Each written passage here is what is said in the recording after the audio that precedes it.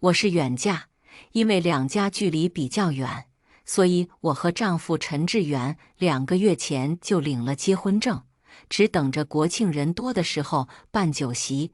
原本想着国庆大家都在，热闹一点，没想到这场婚礼真是热闹的过分。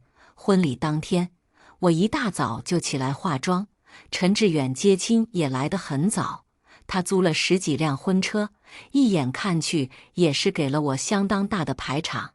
娘家跟我一起来送嫁的兄弟姐妹们都很满意，纷纷放下心来。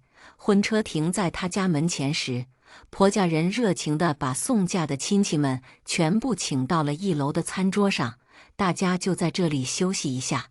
新娘子跟我们到楼上还有一些流程哈，想着已经到家，应该也不会有什么意外。而且婆家人个个都那么热情，他们就都坐在了餐桌上。我一个人被陈志远牵着到了2楼，原本以为会有什么惊喜的仪式，没想到等待我的却是无尽的羞辱。刚上2楼，突然就冲出来几个人，在我什么都没弄清楚的情况下，他们就开始上下其手。几个男人迅速把我放倒，按在地上，快速拖走了我的红色婚鞋，然后又来了几个女人，嬉笑着熟练地脱了我的嫁衣。前后不到1分钟，我全身上下已经只剩下一套红色内衣，一点多余的遮挡都没有。我根本没反应过来，只能本能地紧紧抱着我的身体。男人们的眼光赤裸裸地落在我的身上，好像要吃了我一样。女人则是嫌弃的议论：切，这身材也不怎么样嘛，还没有我的好。哈哈，你身材好，你也不是新娘啊，怎么还想再洞房一次？听说怀孕了？呸，未婚先孕的垃圾，丢死人了！谁未婚先孕？我和志远早就领了结婚证，我们是合法夫妻，谁说我未婚先孕的？他们依然看不起我的样子。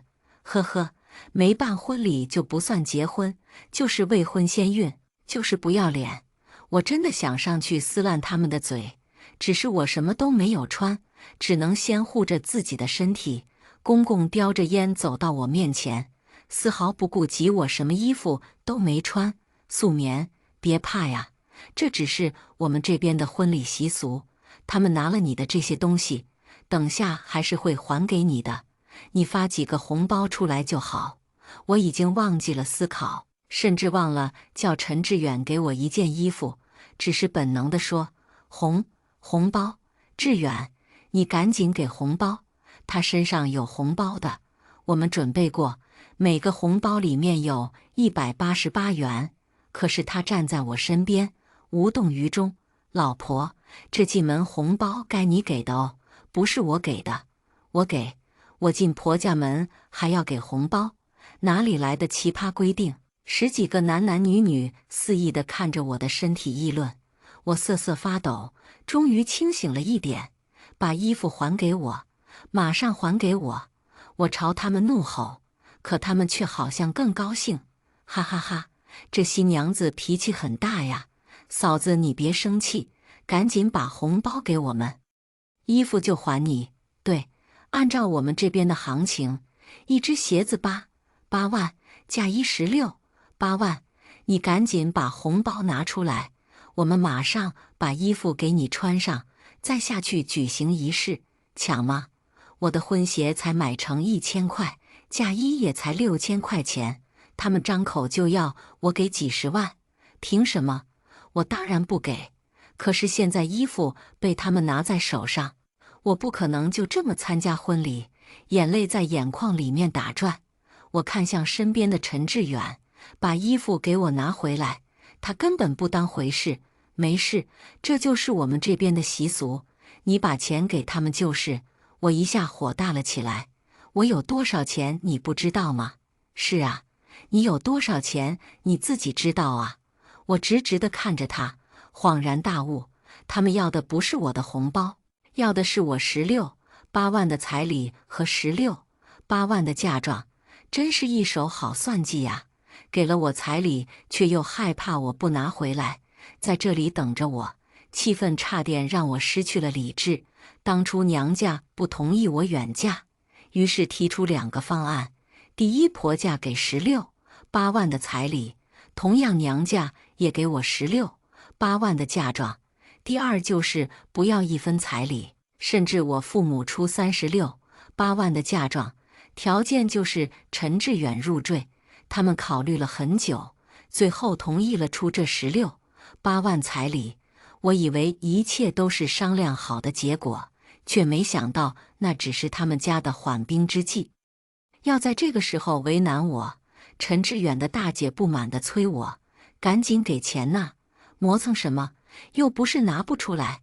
我看你就是想把彩礼独吞，真是不害臊，宁愿光着身子给男人看都不拿钱。志远，我看你这个老婆也不是个好东西。”我愤怒地把一个茶杯朝他砸了过去。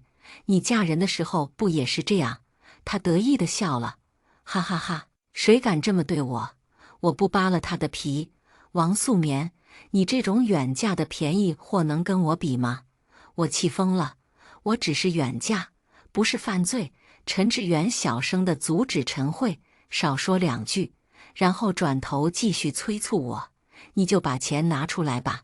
放在妈手上跟你手上有什么区别？反正都是一家人。这算盘打的可是叮当响啊！婚礼都没开始，就全家上阵，逼着我拿彩礼和嫁妆出来上交。他想得美！”我转头就给了陈志远一个巴掌。你就这么看着你老婆衣服都没得穿，你还是个男人？他脸红了红，刚想开口说什么，婆婆王春花嫌弃地把一块红布丢在我面前。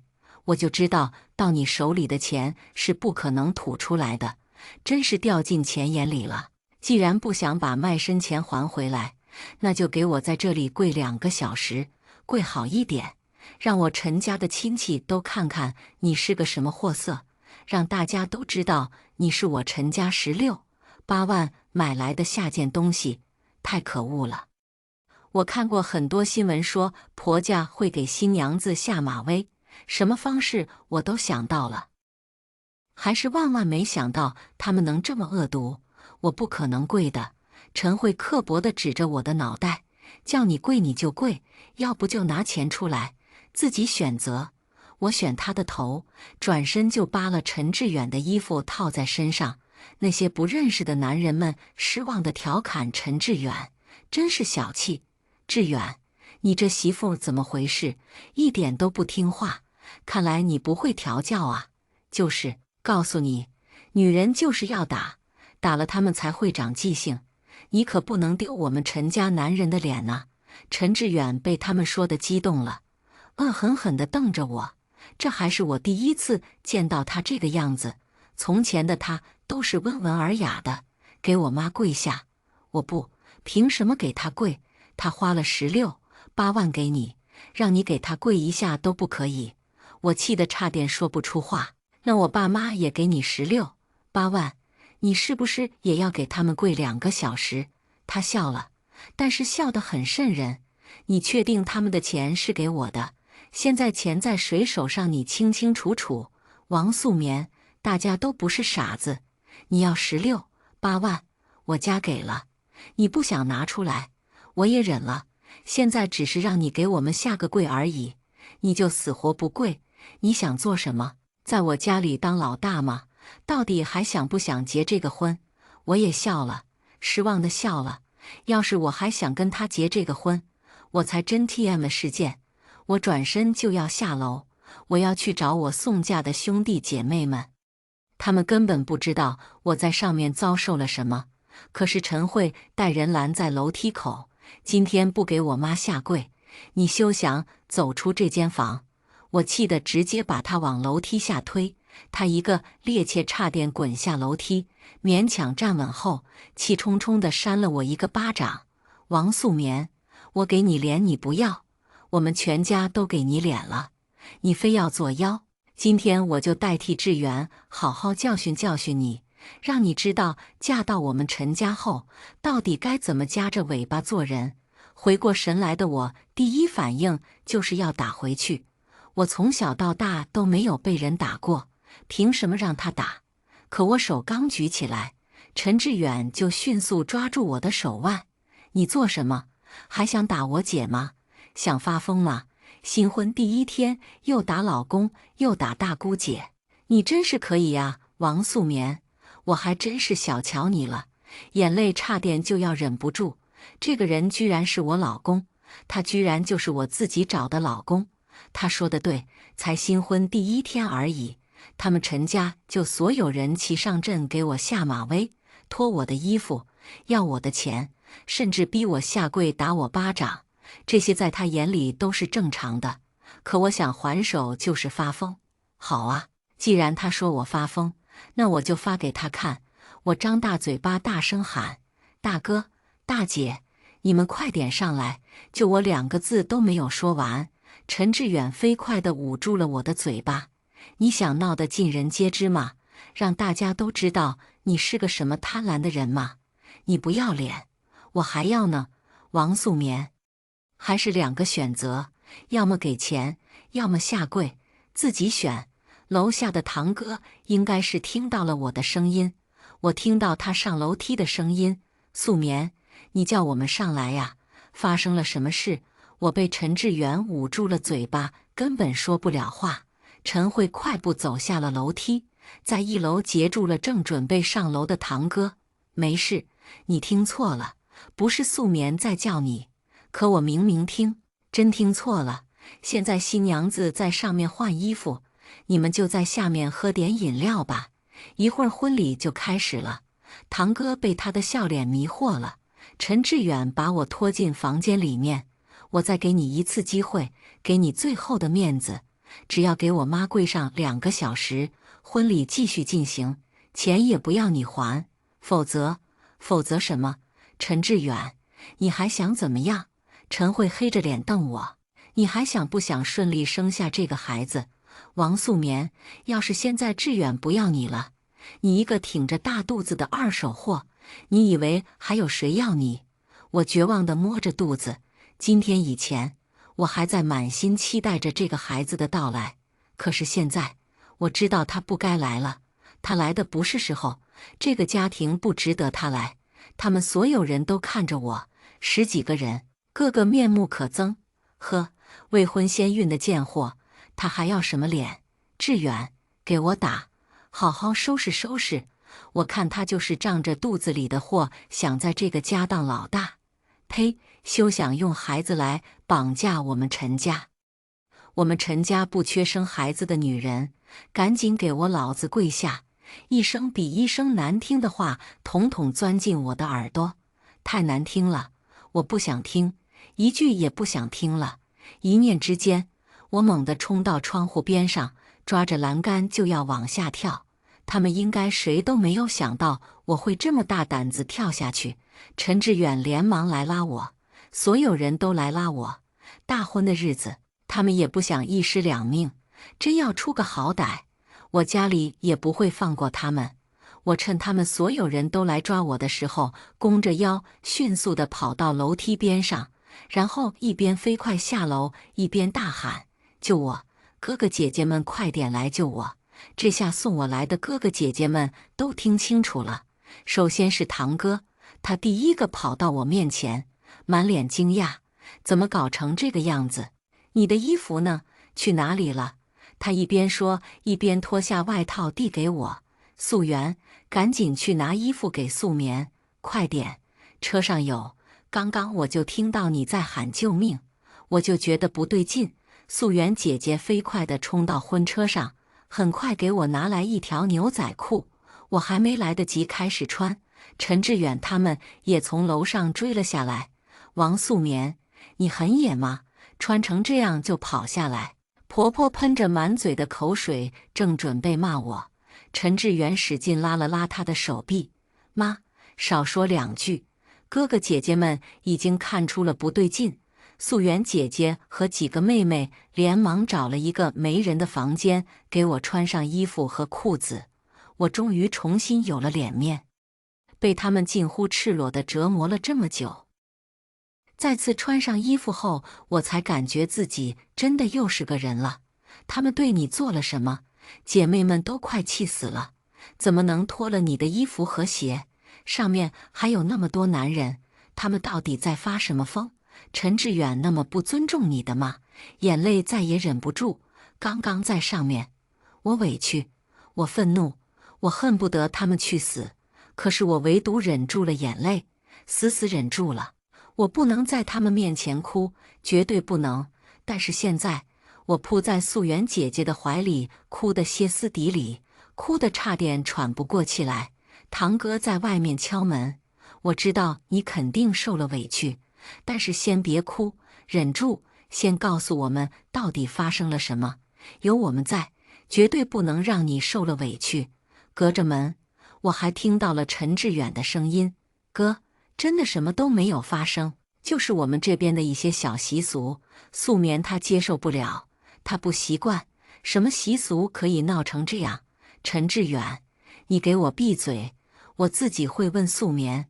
不是，哥，清脆的巴掌声传给我，叫你给老子闭嘴！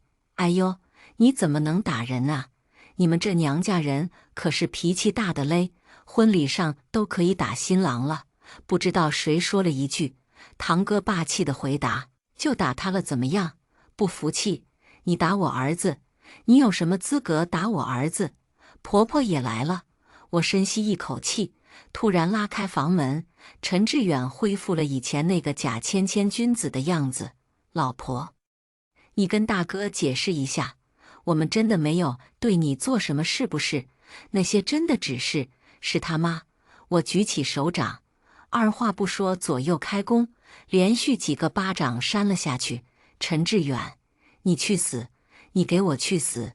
也许是我情绪太过于激动，一口气没接上来，差点就晕了过去。姐妹们赶紧接着我，素媛姐姐心疼得直掉眼泪。造孽啊！这到底是经历了什么？我们素棉从小到大都没有受过一点委屈，今天居然被你们陈家人欺负成这样。陈志远，你太可恶了！陈志远捂着红肿的脸，还没反应过来，老太婆却发疯一般的向我冲来。你这个贱人，你是人，我儿子就不是人了，你凭什么打他？我双眼通红，就凭他眼睁睁地看着我被欺负而一声不吭，甚至他还和其他人一起欺负我，就凭这点，他就该打，该打死。姐妹们拦住了冲过来的老太婆，她张牙舞爪，可是根本靠近不了我。陈慧在那边跳脚，她指着刚刚在楼上一起欺负我的那些亲戚：“你们都给我上！难道在我老陈家的地盘上，还能让志远受了欺负？这死女人现在就是想给志远给我们老陈家一个下马威，她就是想以后在我老陈家当家做主。我绝对不能如她的愿！呸！远嫁的贱货！”素媛姐姐一个茶杯砸到了她的脑门上，瞬间鼓起一个大包。你死远一点，别太高看你们陈家，多了不起，我们素棉才不稀罕。MD， 今天真是让我长见识了，居然能在婚礼上脱光新娘的衣服，这是哪家子的规定？兄弟姐妹们，给我砸！把这里全部给我砸个稀巴烂！这个狗屁婚礼，我们素棉根本不需要。刚刚我只把上面的遭遇说给了姐妹们听，兄弟们还什么都不知道，他们只知道我肯定受了委屈。可是现在听到素媛姐姐说的话之后，都愤怒的青筋暴起，太过分了！砸！给我把这里砸的渣都不剩！堂哥一声令下，我第一个掀翻了茶几，接下来兄弟姐妹们无差别攻击，见到什么砸什么，见到什么人打什么人。刚刚在楼上还嚣张的要死的那些男男女女们四处逃窜，只有陈志远还在劝我们别动手。素棉，老婆，你赶紧让他们住手啊！今天是我们的婚礼，你不想婚礼举行下去了吗？还有婚纱，你自己挑的最喜欢的那件婚纱还在楼上，我们赶紧去换了婚纱举行仪式好不好？好他妈！我继续砸，和兄弟姐妹们继续砸。墙上显眼的大红喜字被我一把撕了下来，真是太讽刺了。我期待了那么久，筹备了那么久的婚礼，竟然是这个样子。陈慧发出杀猪一般的尖叫：“王素棉，你赶紧给我住手！别以为你有了孩子，我们就不敢动你。你适可而止，没有人听他的。”素媛姐姐又是一个烟灰缸给他砸了过去。这次很好，把刚刚那个包砸破了，鲜血从额头滴下来，给他那刷了一层白粉的脸上增添了一抹鲜艳的色彩，真是好看。很快，一楼已经被我们砸了个干干净净。我突然想起陈志远说的婚纱，对，那条我挑了好久才挑出来的婚纱呀。刚刚他们把我带上2楼的时候，我以为是让我去换婚纱的，没想到是羞辱。现在我带着兄弟姐妹们冲上了2楼，那件婚纱安静地躺在我们原本的大红婚床上。说实话，这婚纱真心好看，可是现在我却拿了剪刀，我亲自挑选的婚纱，我也要亲自毁了它。陈志远还以为我上来换婚纱的，他站在不远处看我拿起婚纱，松了一口气。老婆，快点把婚纱换上，我们马上举行仪式。陈慧还不满意，什么仪式？他都还没有给妈下跪，必须先给咱妈低了这个头，才能让她进门。我冷笑一声，陈志远急忙阻止陈慧继续说：“你闭嘴行不行？”陈慧怎么可能闭嘴？你凶我做什么？自己老婆都管不住，你看看他把我头都砸破了，他能是个好东西？你今天要是妥协了，你以后的一辈子就休想抬起头来。王素棉，你砸破了我的头怎么算？要赔我多少钱？我突然就很想知道，你要多少？他见我居然回应了他，喜出望外，歪头和老太婆商量了很久，不多，就给我20万吧。这脑袋可不是小事，说不定就是脑震荡。我捏着剪刀直接顶在他胸口，20万，砸破脑袋就要20万，那我不如直接一刀扎穿你，估计也不要20万。他吓得脸色都白了。你别乱来呀，千万不要乱来。陈志远也连忙阻止我，老婆，放下剪刀，千万别冲动啊。我当然不会冲动，我怎么会因为这些人渣毁了我自己的后半生？我转身一刀把婚纱剪成了2半。这下轮到老太婆发疯了，杀千刀的呀！这婚纱是租的，押金还留了2万呢，你怎么能剪坏了？那我还怎么还？我就没打算让他还，我就想让他赔。毕竟当初我说我自己买一套婚纱，可是老太婆不同意呀。说只穿这一次，买一套1万多块钱太贵了，不划算。后来他带我去租，一天3000，但是押金2万，很好。现在就让他去赔2万吧，真是爽。陈志远也没想到我会剪掉婚纱，他试图靠近我。老婆，你不想结婚了吗？你不想要我了吗？我们证都领了，我们孩子也有了。我们一定会有幸福的家庭的，你去死吧！就这样还幸福？你真是不害臊，陈志远！我妹妹瞎了眼才看上你这么个垃圾，给老子滚！现在我就带素棉回家。大哥一脚踢开他，他慌了，突然跪在我的面前，不能走，素棉你不能走，今天是我们的婚礼，你走了这个婚我和谁结？爱和谁结就和谁结。我利落转身，头也不回。陈志远，民政局上班就离婚，你千万别当孙子。他要来追我，可是他爸爸拉住了他，他们全家人拦住了他。你这个不中用的东西，女人都管不住。我早就跟你说了，打就是要打，打得他听话，打得他害怕，打得他不敢跟你顶嘴。你要是早点听我的，至于现在变成这样吗？陈慧接着帮腔，别慌，志远，她肚子里还怀了你的种。你放心，女人最是心软，他娘家人也不可能给他养孩子，到时候他走投无路，还是会乖乖回到你身边的。陈志远最终还是没有追出来，虽然我并没有期待，但我终究是失望的，非常失望。外面的宾客们还什么都不知道地嗑着瓜子，喝着饮料。门前搭的舞台上面还放着热闹喜庆的音乐。堂哥看我一眼，动手不？我点头，动。10分钟不到，所有的桌子都被掀翻，全部的好酒被打碎，酒香四溢，饮料被打开盖子倒在地上。宾客们你看看我，我看看你，窃窃私语。新娘子这是怎么了？发什么疯？素媛姐姐拿起话筒高声说：男方家不做人，他们让新娘子一丝不挂羞辱，这个婚不用结了，大家回去吧。顺便麻烦大家到处宣传宣传，别让下一个女孩子跳入陈家这个火坑。老太婆看到东西被砸，捶胸顿足。可是我根本都不多看她一眼，我迅速回了娘家。爸妈听后简直气得发疯，陈志远居然是个这么垃圾的人，真是看走眼了。我妈抹着眼泪问我：你怎么打算的？她看了看我的肚子，欲言又止。我知道她在想什么。妈，这个孩子我不能要了。她大松了一口气。我就怕你因为孩子又原谅了他。女儿啊，孩子要是生在这种家庭也不会幸福的，但是如果你舍不得孩子要生下来，爸爸妈妈也可以帮你养大，他就是我们王家的孩子。我想了很久，最后还是做了决定。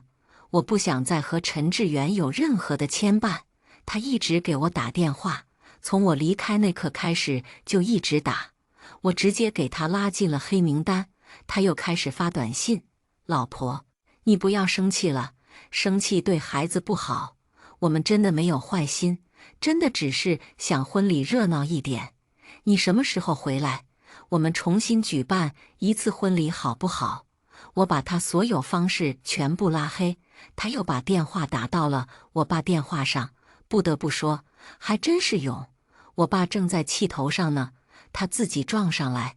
陈志远，你敢再骚扰我女儿，小心老子卸了你的腿。终于清静了一会儿，我很快做了流产手术，孩子还小，做起来很快，不过短短几个小时，孩子就离开了我，离开了这个世界。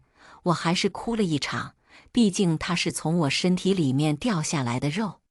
妈妈一直陪着我，别哭，小产等于坐月子，千万别哭，我们要庆幸，庆幸这么早看清楚渣男的真面目。绵绵，高兴点呐。是的，妈妈说的对，我应该庆幸的。要是等生了孩子才发现，我会更加难受，更加难以抉择。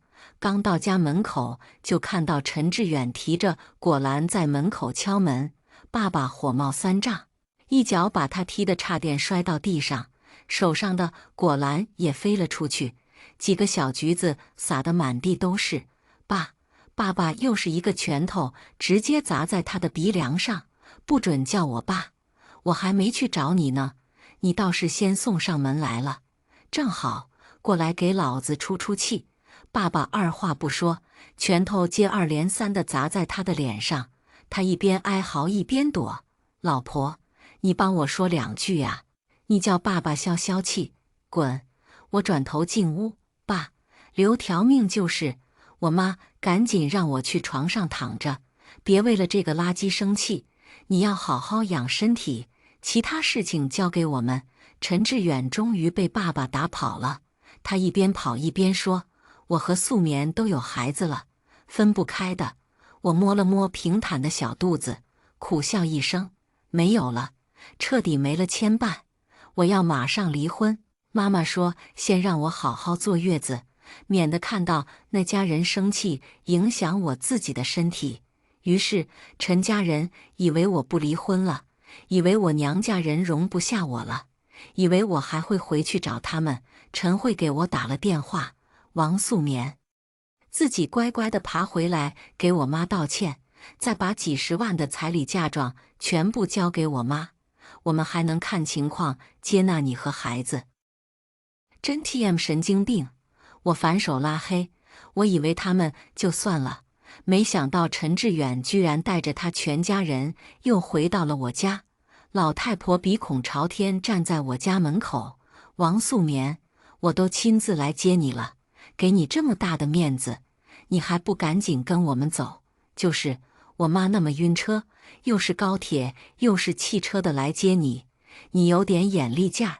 妈妈拦着门都没让他们进，只是黑着脸滚。老太婆不满意了，你这个人怎么这样？亲家来了，不端茶倒水不说，竟然连门都不让进，你什么态度？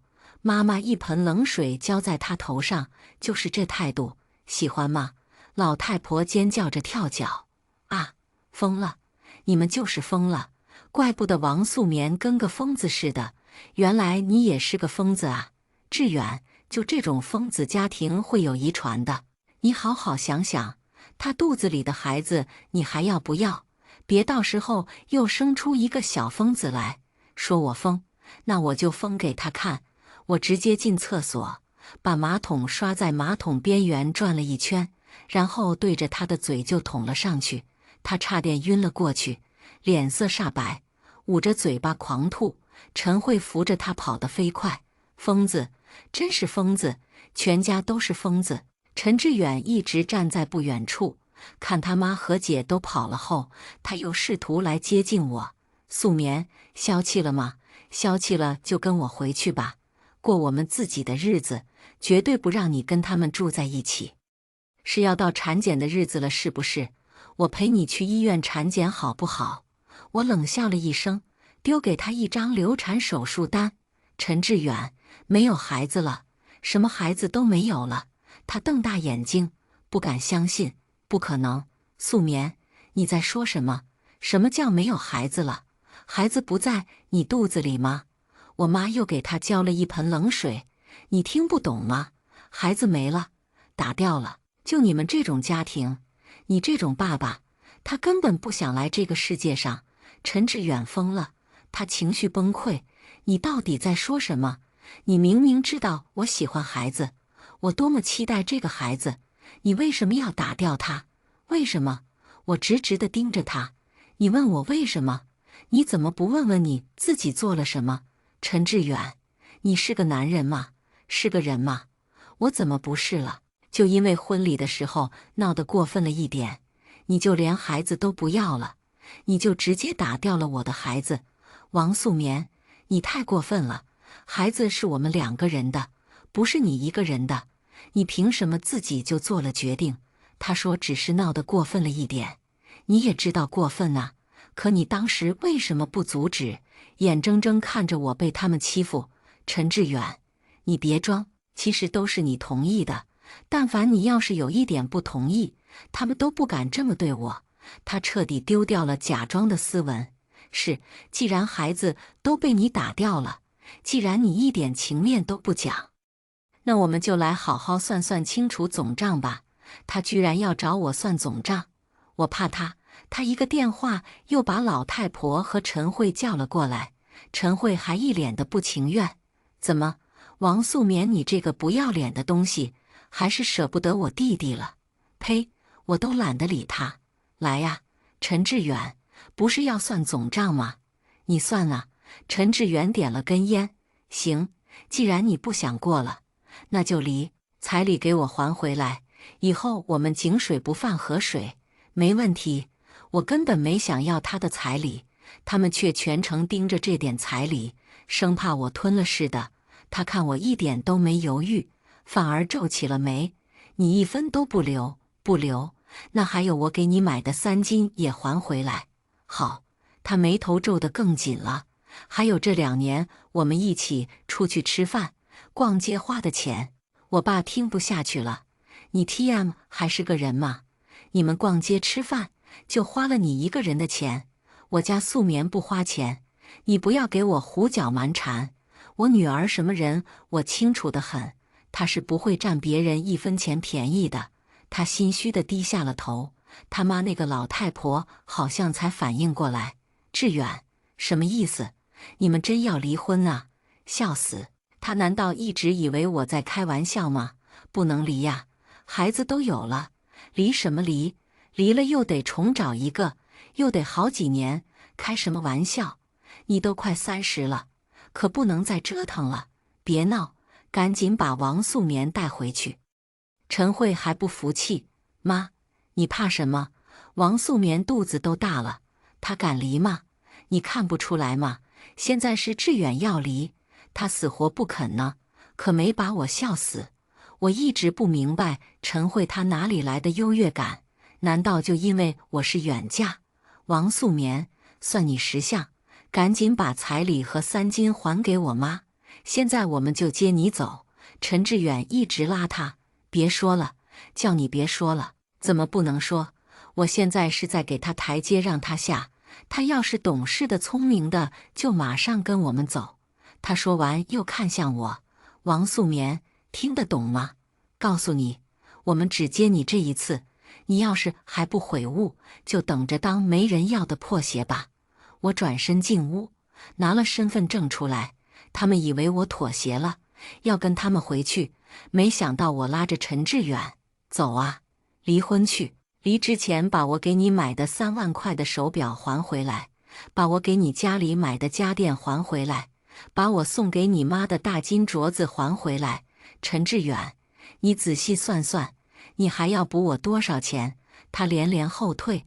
老太婆听到我要她的金镯子，也连忙看向陈慧，陈慧马上捂住了她的手臂。呵呵，我早就看到了。我给老太婆买的金镯子现在在陈慧的手上，还什么呀？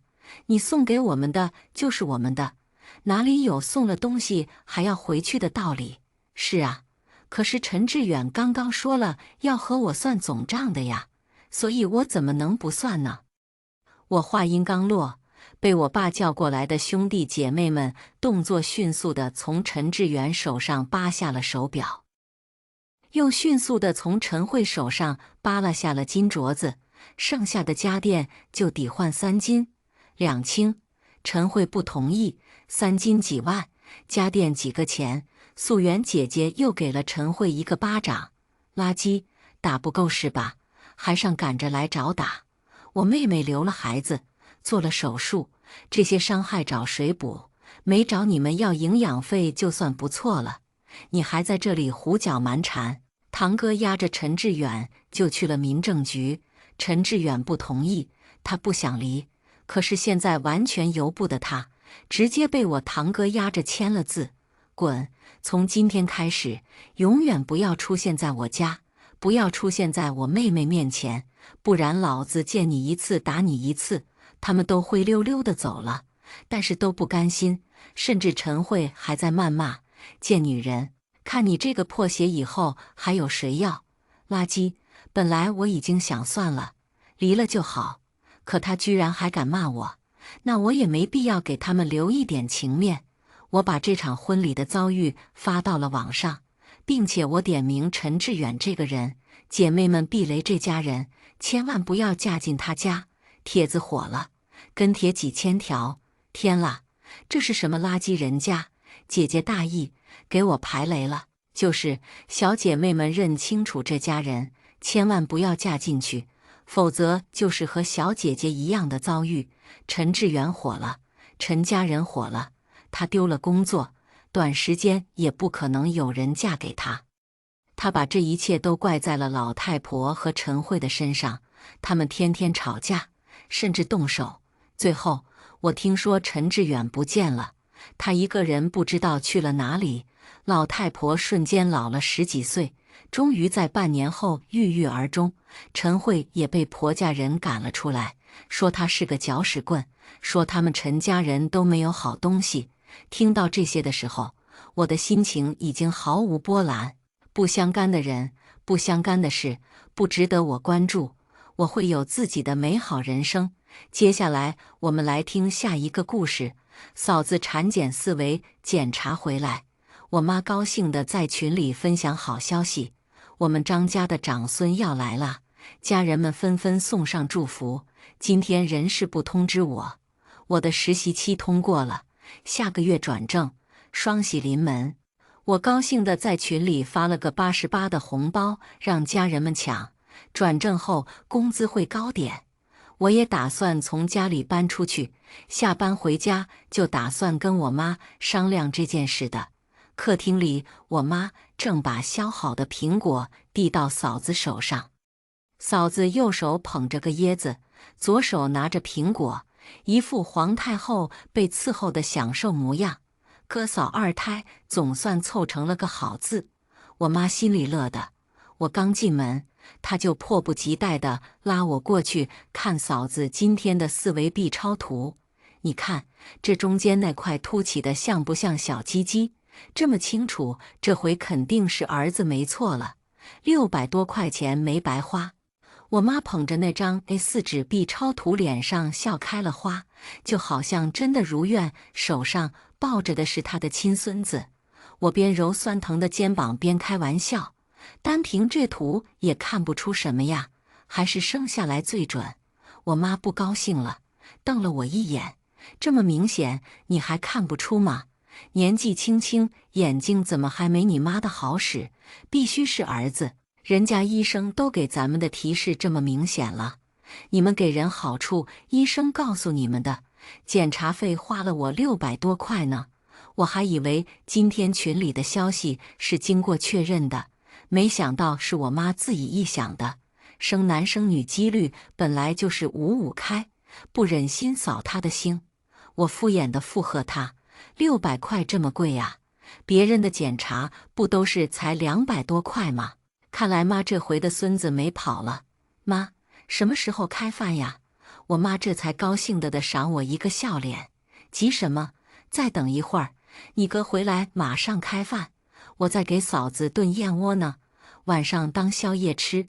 嫂子一胎是女儿，当时我妈连月子都没给人伺候，现在二胎觉得是儿子了，好吃好喝都送到人家嘴边了。看来真是母凭子贵。吃饭时，我和我妈提了工作转正的事，转正是不是工资也高很多？比实习期高一点吧。我妈突然对我工作来了兴趣，工资有6000吗？起码1万吧。我漫不经心地回应。哥哥对我工作转正的事也表示关心，还是妹妹厉害，刚工作工资就这么高了。看来多读书还是有用的。嫂子全程没说话，把一大盘糖醋排骨大半都夹到她碗里了。我记得嫂子一胎这个时候都在控糖的，于是多嘴问了一句：嫂子血糖正常了吗？这糖醋排骨吃多了不好。妈今天应该是得知快有孙子太高兴了，糖放多了。酷甜，怎么？你是不是觉得我多吃一块肉你就不高兴了？不想我吃你可以直接说呀。我嘴里嚼嚼的动作顿了一下，不是，我不是这个意思，我就是，你不是这个意思是几个意思？嫂子把手里的筷子重重地往桌子上一放，从你今天下班进门就没有正眼看我一眼，也不问我今天的检查如何，现在又在大家面前炫耀你的工作。我多吃几块排骨，你都要有意见吗？我一头雾水，日常我们的相处不就是这样吗？难不成我回来还得到他跟前请个安？不问他检查结果，不也是因为我妈早就在群里说过了吗？而且刚回家的时候，我妈就主动拉着我过去讨论了。我哥也不明所以，赶紧问我嫂子是不是哪里不舒服。她一脸委屈样，拉垮着脸不说话。她不说话，我哥真以为我怎么了她呢？我解释只是想到之前她怀昭昭的时候，关心她血糖的问题，才这么随口一问的。怀孕的是我，哪些该吃，哪些不该吃，难道我还不知道吗？用得着你来提醒我？我哥在一旁也好脾气地帮我解释，我妹真不是那个意思，她什么人你还不知道？你当初月子的时候，你看她给你忙前忙后的，她是真心疼你这个嫂子。乖，我们不生气，这样对宝宝不好的。我虽然没有多喜欢这个嫂子，但我哥既然娶了她，我就会把她当成一家人来对待。我扪心自问，我对她跟对其他家人是一视同仁的。我妈跟多数传统妇女一样，有重男轻女的观念，所以得知我嫂子生的是女儿的时候，她就借口身体不舒服不来伺候我嫂子坐月子。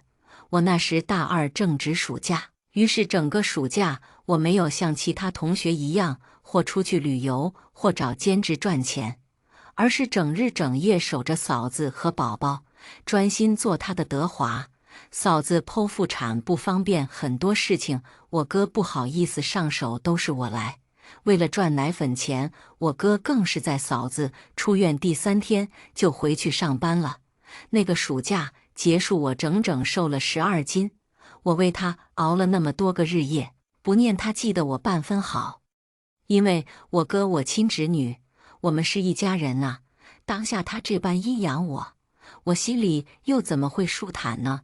女人怀孕是容易情绪不稳定。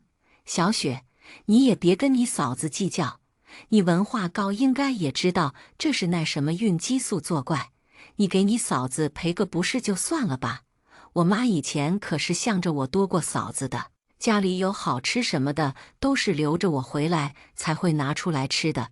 就因为现在她怀了她的孙子，我妈都开始向着她了，心里又添了几分烦闷。嫂子还嘟着嘴，一副不肯放过我的样子。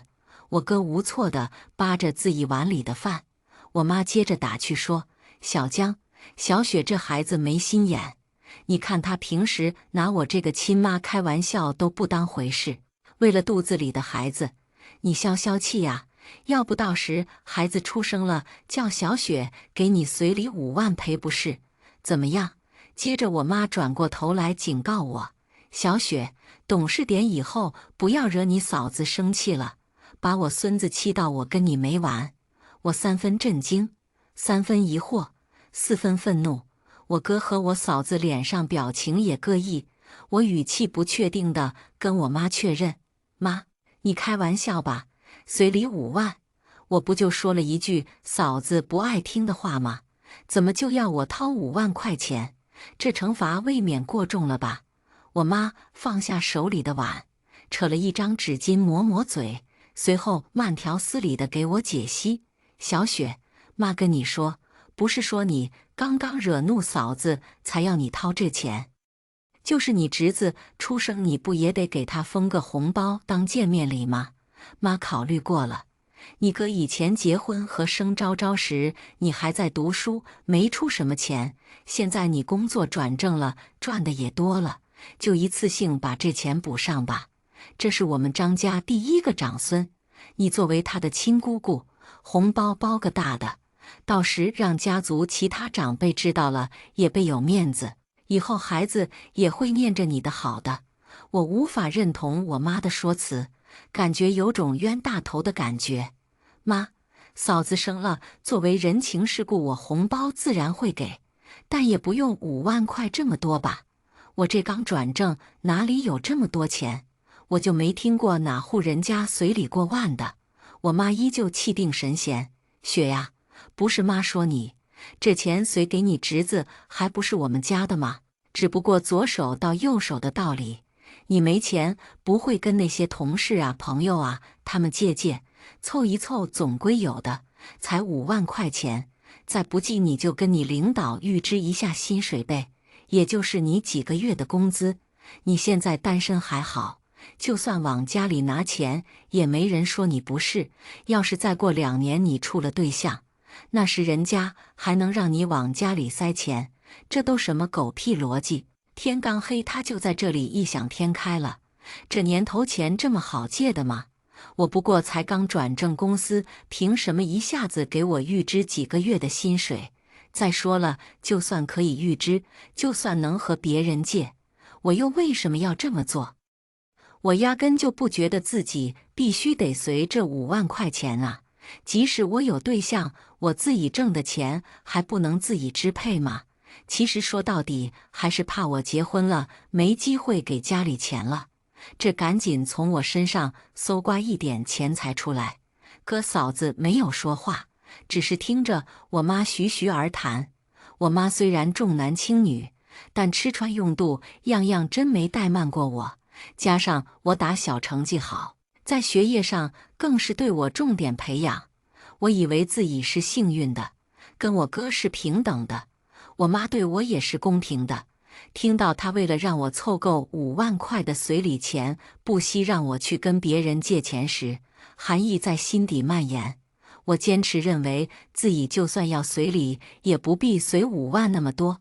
我哥也站我这边，还劝我妈说：“妈，我不用小妹随这么多礼，她一个应届毕业生能养活自己就好了，你怎么能要求她随这么高的礼？我的妹妹就算不随礼，我也不会怪她，哪来的这么多规矩？”嫂子用手肘撞了一下她，然后笑盈盈地说：“万里，还是听妈的吧，妈怎么说就怎么做呗。小雪是妈的亲生女儿，不会不听妈的话吧？妈说的也没错，小妹对孩子好，孩子以后肯定会念着她的亲姑姑的好，说不定以后孩子有出息了，还给姑姑买房买车呢。嫂子一胎生女儿，可是被我妈阴阳怪气好一段时间的，他俩不对付许久，怎么现在想起来听妈的话了？好歹是985出来的。我再假装听不懂他们的意思，就有点降智了。我不是什么不食人间烟火的小仙女，鄙人也只是一名社畜。画饼不但对我没用，我还会给他们画更大的饼。妈和嫂子说的都对，姑姑对孩子好应该，等姑姑有出息了，也给孩子买房买车。我的东西肯定都是留给自己的侄子侄女的，昭昭就不用给他留了，他以后找个好人家嫁就好了。嫂子又加了句：“女儿都是留着翻本的，家里东西肯定都是留给儿子的。”纵然我哥不重男轻女，但听到亲妈这么说亲生女儿，他脸色也实在好不到哪儿去，颇有怨言。江玉，以后不要当着孩子的面这么说，女儿大了有自己的小心思，当心她以后怨你。嫂子不服气，才3岁小屁孩懂什么了？我难道说错了吗？女人嫁个好老公比什么都强，不像我。嫂子看不起我哥，我哥高中毕业就出来社会，嫂子好歹读了大专，就学历上她一直觉得嫁给我哥是下嫁了。婚前我妈就全款给我哥买了房子，彩礼他家要了28万，全给娘家扣下来了。他一直觉得这个婚他结亏了，因为彩礼1分没带回来，又生的是女儿。前几年他是没得到过我妈的好脸色，在家都是没底气的，现在仗着自己就要有儿子了，说话都硬气了。我哥因着她怀孕，没跟她继续掰扯下去，我顺带提出了自己要搬出去的决定。嫂子眸底尽是笑意，我哥说尊重我，我妈不舍得挽留我一下。家里住多舒服啊，外面住费钱，租房子可不便宜呢。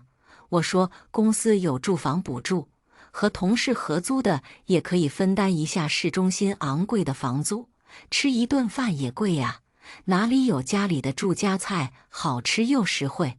我妈心疼钱，你们年轻人有时吃一顿外卖都够我一天的买菜钱了。我谈笑风生地跟我妈撒娇：“妈，你这么为我着想，要不你赞助我一点呗？我以后赚大钱了，肯定10倍100倍还给你的。”我妈摆手洗碗去，不理我了。晚饭后，我哥被朋友约了出去，嫂子吃着我妈给她炖的燕窝，我妈在给昭昭洗澡。小雪，嫂子悠悠地放下炖盅，嫂子跟你商量一下，妈说给孩子的随礼钱你能不能提前给我？她手顺着肚子上下抚摸，这孕中期孩子发育关键期，我想给宝宝买点孕妇专用的营养品。你哥最近公司效益差，没什么业绩，所以你看，我妈给孩子洗完了澡出来，边给孩子穿衣服边接过嫂子的话：“对呀，小雪，反正迟早都要给，你看什么时候方便就把钱给你嫂子吧。买点好吃的给我大孙子。我以为饭桌上都是开玩笑的。刚刚我还跟朋友在微信吐槽这件事，他们说这哪里是随礼呀，简直是给你侄子存彩礼钱，看来是别有用心啊。他们，你嫂子问你话呢？嫂子又一次催促我，我拢了拢衣服，一脸不在意地说：“没钱，又不是什么大户人家，就算有钱，我也不会随这么多。到时嫂子生了我，顶多随礼1000。妈，你看看，这就是你的好女儿，口口声声说会对自己侄子侄女好，让他随个礼还讨价还价。我看呐，以后这姑姑孩子不认也罢。”嫂子的说辞和我妈说的话让我觉得莫名其妙。随礼随的是心意，是个人意愿，可不是像现在这样对我道德绑架。他们要多少我就得随多少，这跟伸手抢我口袋里的钱有什么区别？我就不给，看他们能拿我怎么样，不认就不认，我也没多稀罕。你还不一定生的就是儿子呢。话刚说出口，我就受到惩罚了，几乎是毫无防备之下，一记响亮的耳光就无情地落在了我的面庞。耳光清脆响亮，打得我头晕目眩。我妈气急败坏，不会说话就闭上你的嘴，你怎么能咒你嫂子呢？我捂着红肿的脸颊，呆愣在原地，不可思议地看着她。从小到大，我妈虽然没有表现过很喜欢我，可也从没对我动过手。最过分的也是小时候有一回，她认为我偷拿了她5块钱，生气地拍了一下我的屁股。后来发现错怪我后，她也没跟我道歉。当下他们要钱不成，我也不过是说了一句不重不轻，他们不爱听的话就要被扇耳光，我这是犯太岁了吗？嫂子站在一旁扶住她的大肚，用看热闹的态度说：“张雪，你也太不懂事了，怎么能用孩子开玩笑呢？你就这么看不得我生儿子？你在我们家白吃白喝白住这么多年，我一句话也没说过你的不是，你倒是狠心咒我生不出儿子，你安的什么心？要不我们把这些年的伙食费住宿费算算。房子原本就是我哥婚前我妈给买的，在哥嫂结婚前，我们已经在里面住了3、4年。我和哥同样是妈妈的孩子，我认为在自己有能力独立出去前，住在这里是天经地义的。他凭什么和我算这笔账？我在等我妈发话，滚烫的脸颊还在隐隐作痛。我妈似乎没有要为我辩解的意思。得了，看来她是默认嫂子即将下来的动作了。嫂子稳稳扶住肚子，靠在沙发上。我妈抱着刚穿好衣服的昭昭坐在旁边，他俩整一个一致对外的架势，要钱就要钱。我对他们整这种无脑的操作来掩盖他们真正目的的行为表示很无语。搁着演戏呢，我直接拆穿他们。妈，你们的目的不是真叫我随礼吧？我妈心虚的眼睛瞄向嫂子。对，妈向你要的那5万块就是补偿给我的。谁叫你们家骗婚？骗婚！你们张家没钱娶什么媳妇？当初你哥结婚时有10万块的彩礼钱是借的，我就说这几年张万里工作这么拼，怎么1分钱都没存下来？原来是你们都瞒着我拿去还彩礼了。嫂子愤愤地控诉我家是如何欺骗她。我妈在一旁把头低低着，嫁到你们家没享过一天福。我那些同学嫁的老公哪个不是给买房又买车，不是欧洲游就是迪拜游。要不是你们家骗婚，我也跟他们一样了。我对他所说的骗婚倒是不知情，但他把自己未能过上同学那样的好日子的罪名安在我们家头上，就有点冤了。我们家本就是一普通人家，他当初嫁我哥的时候，婚前说好的18万彩礼，婚礼前1个星期他妈妈临时又加了10万彩礼。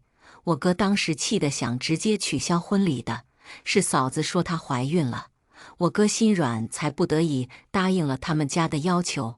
只是我当真不知道那10万块是借回来的，嫂子家还有2个弟弟，父母都是流水线的工人，自己什么条件就找什么样的人。我哥没能力让他环游世界，那不是婚前他就知道的吗？现在来追责又有什么意义呢？我妈一副理所当然的态度跟我说：你哥没文化，他挣的也不多，这几年挣的都还债去了。你嫂子知道彩礼是借的，非闹着要我们家补偿他现在可怀着我们张家的孙子啊。小雪，名校毕业，你哥不像你有文化，你以后肯定是挣大钱的料。你还没结婚，就应该多帮衬一下你哥，这钱你就替他先出了吧，好歹大家是一家人，也就5万块钱。真后悔自己刚刚口嗨把自己工资往高了说，我这还没正式转正就被他们惦记上了。刚刚他打我的一巴掌，我还记恨在心里呢，就凭那一巴掌，我就不想出这钱。关键是我真没钱，哥哥结婚，妈妈掏空了存款，他明确跟我提过，将来我嫁人家里是没有嫁妆给我的。自从嫂子生了昭昭，他也不再上班了，没有1分钱收入的他是怎么轻飘飘说出也就5万块钱这话的？没钱是真的，又不想跟我妈硬刚，只能好言相劝，先轰轰。妈，我在公司刚混熟了脸，这转正通知下午出来的，你就让我跟同事们借钱，人家不当我是诈骗吗？回头把我举报业内封杀了，我以后还怎么在这个圈子混？你好不容易把我培养成这么优秀，也不想我还没有赚钱报答你就这么毁了吧？我妈怕惹嫂子不高兴，委屈了她孙子。可我也的确是刚转正没钱，她舍不得我这个蓝筹股，只能悻悻地劝我嫂子：小玉，这钱要不还是等你生了再给吧，反正还有几个月，到时小雪发工资，有钱了再随你也一样。不然真把她工作毁了，才亏大发了。或许是我妈之前给过嫂子什么承诺没兑现，加上她笃定自己被骗婚，觉得钱还是得拿在自己手上才安心。对于我妈的劝告，完全不予理会。得了吧，妈，又不是第一次被你们骗，现在没有以后，哪里还会给？我管不了那么多。你们不补偿给我，我就去把孩子给打了。我妈一听嫂子说不要孩子了，很是着急，赶紧阻止。哎呦喂，不能打，孩子也是你身上的一块肉，你怎么舍得呀？你们看看我舍不舍得？说着嫂子还哭了起来，一边哭一边捂着肚子诉苦。儿子呀，不是妈妈不要你，实在是你爸爸一家不厚道，谎话连篇。要不是他们当年骗了我，你肯定出生在一个好人家里的。妈妈对不起你，呜呜呜，你下辈子再投胎个富贵人家吧。嫂子哭哭唧唧，我妈在旁边干着急，我淡定在一旁抱胸看电视。嫂子见我不为所动，又把气撒在我身上。张雪，你忍心看你哥唯一的儿子被打掉吗？你当姑姑的也太狠心了吧！你哥以前供你吃喝，供你上大学，你就这么报答他的？白瞎了，他有你这个白眼狼妹妹，孩子要没了你就是最大的罪人。我可经不住这使帽子往我头上扣。趁嫂子和孩子都还相安无事，我赶紧掏出手机给我哥打了个电话。电话那头，我哥听到嫂子要打掉孩子的消息，只是淡淡的回了我一句：随他。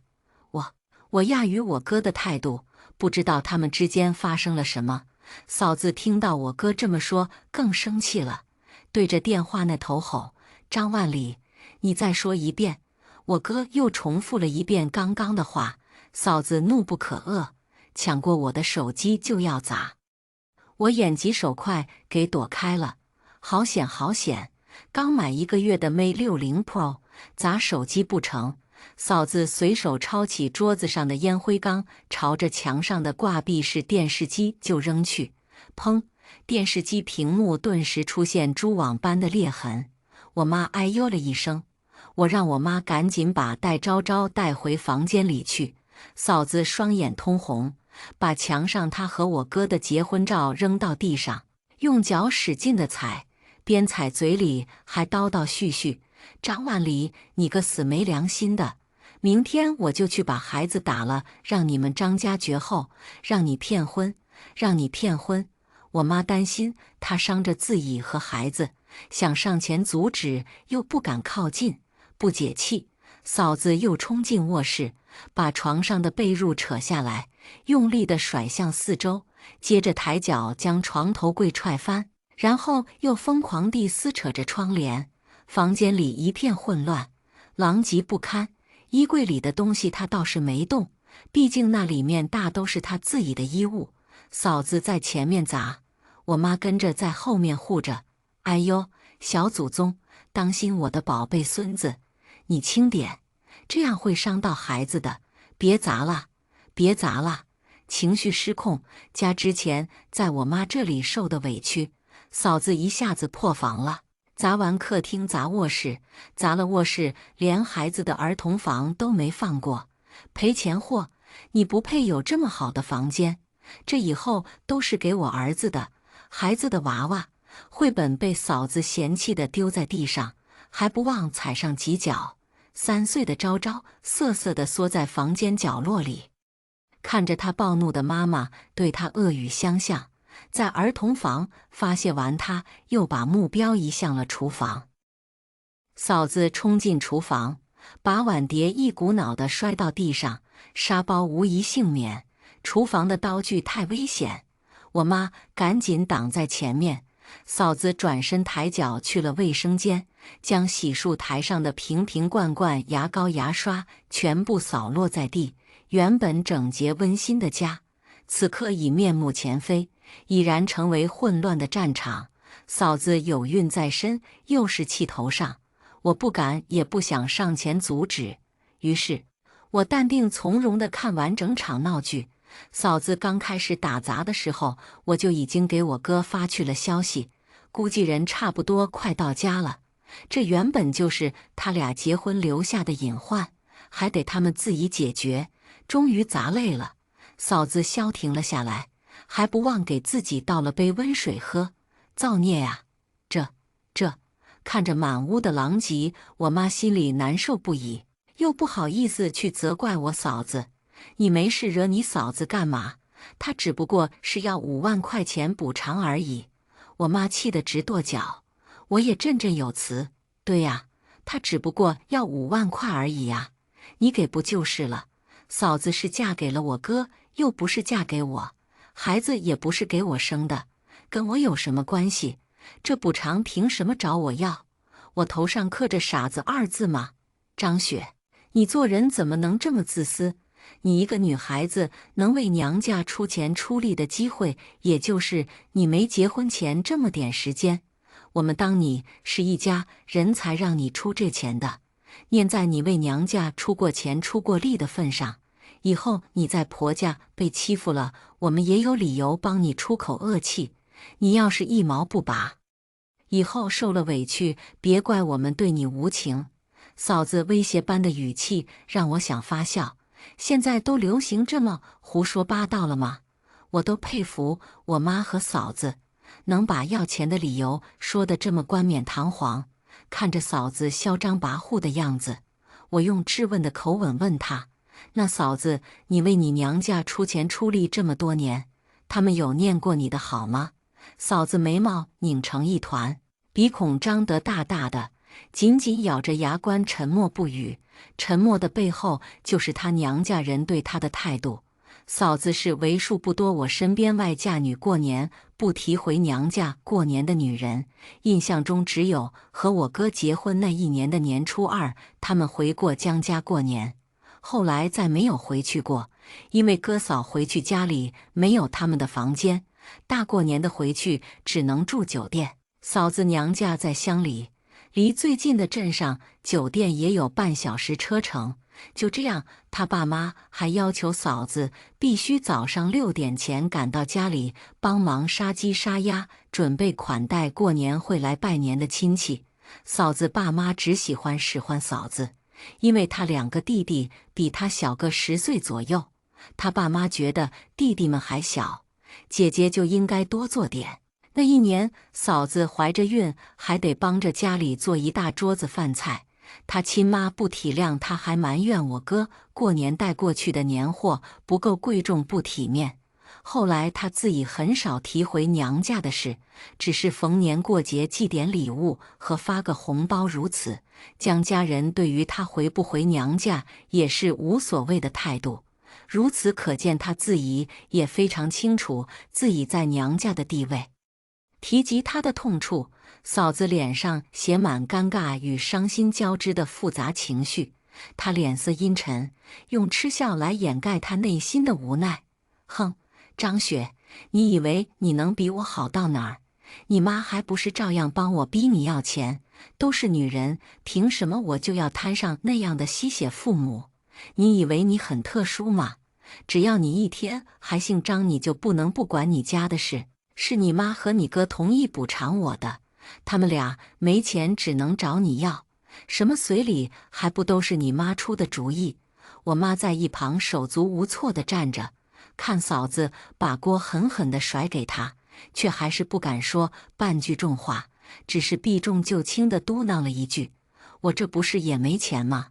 看着我妈帮着嫂子算计我，心中的温暖被无情地抽走。下午转正通知下来，我还打算下个月工资发了就给我妈买个金手镯，感谢她这么多年的养育之恩和多年来对我学业的栽培，线下都省了。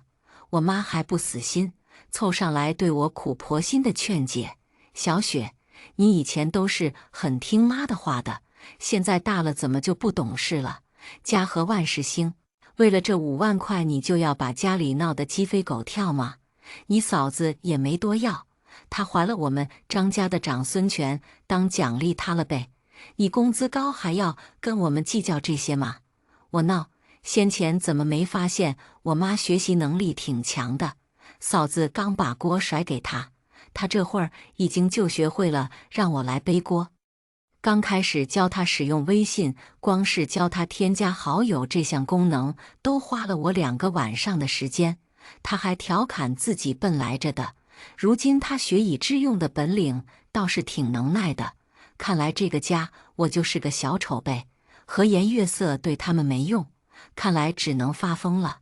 我双手抱头，痛苦地蹲下身子，继而又猛地站起，然后抓狂地扯着自己的头发。长孙，长孙，长孙是有什么了不起吗？他能让你飞黄腾达，还是能让你长生不老？我说没钱，你们是听不懂中文，还是选择性失聪？让我去借钱，谁来给我还？万一我还不起，抓你们去割腰子换点钱，你们也没意见吧？毕竟为了家庭和睦牺牲一点，又算得了什么？我懂事是因为自己真的懂事。我不懂事，那都是你们逼的。我自己不想当吃亏的主，就事论事和他们聊已经不行了，只能釜底抽薪。我双目通红地盯着我妈，抽噎着说：“妈，你女儿没本事，拿不出5万块给你补偿嫂子。如果你真的很需要这钱，我听说现在裸贷很方便，下款也快。为了你的宝贝孙子，你可以去试试。我还年轻，前途无量，以后是挣大钱的料，丢不起这个人。你老脸就不一样，要不要都无所谓，考虑考虑。对于一个重男轻女的家庭，只要你是女孩子，再多的努力也换不来同等的关注与疼爱，他们只会把你的付出视为理所当然。既然如此，我就更不应该一味地去迎合他们的期待了。妈妈气得脸色铁青，五官都挤在了一起。她一边喘着粗气，一边快步走到我面前。我预判了她的动作，在她扬起手准备掌掴我的一瞬间，伸手抓住了她的手腕。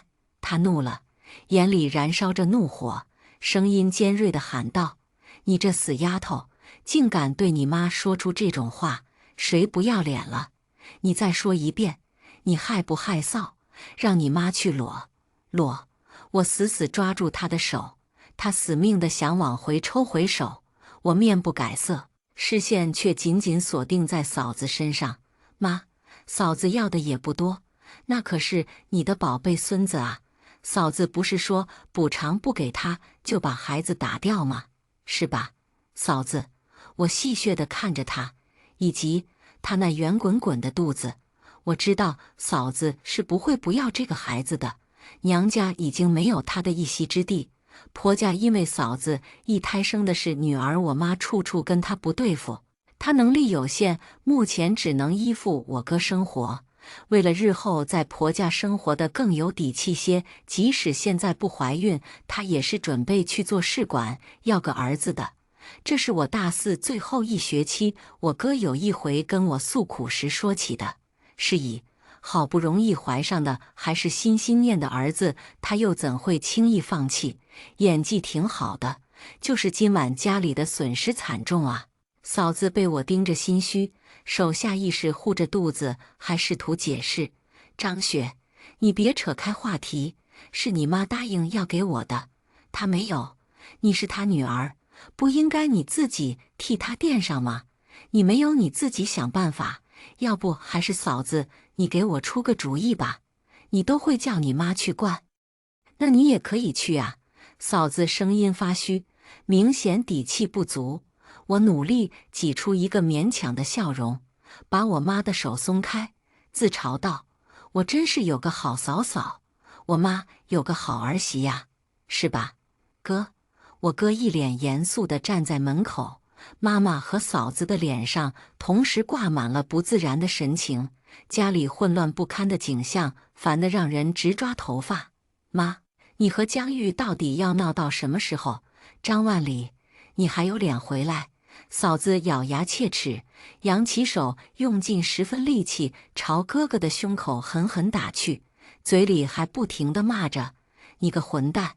刚刚在电话里你怎么敢那样说？你把我的心都伤透了。孩子，你到底还想不想要了呀？”我哥任由他捶打，神情淡淡地站在原地。不要也罢，江玉，你要这么闹下去，我们就离婚吧。我们3人都怔住了，嫂子刚还抽泣的声音立马止住了。我妈又是一阵嚎啕：“你怎么能说这种话？你糊涂了，那可是你儿子，我不管，你不要我要。”我哥无视嫂子和我妈，径直走到我身边，宽厚的手掌在我头上摸了摸，轻轻道：“小雪，是哥对不起你，今天的事你当没发生，好好上你的班，知道吗？以后家里的事不用你操心。”哥哥满脸疲态，我好像好久都没有见过他笑了。我决定当晚就搬出去，先在酒店住几天。妈妈心里怨我怨得厉害，半夜都还在发消息声讨我。听说那晚嫂子和哥哥吵得很凶，凌晨1点半，嫂子离家出走不到半小时，又自己回去了。我妈收拾家里的烂摊子，也收拾到半夜才得以休息。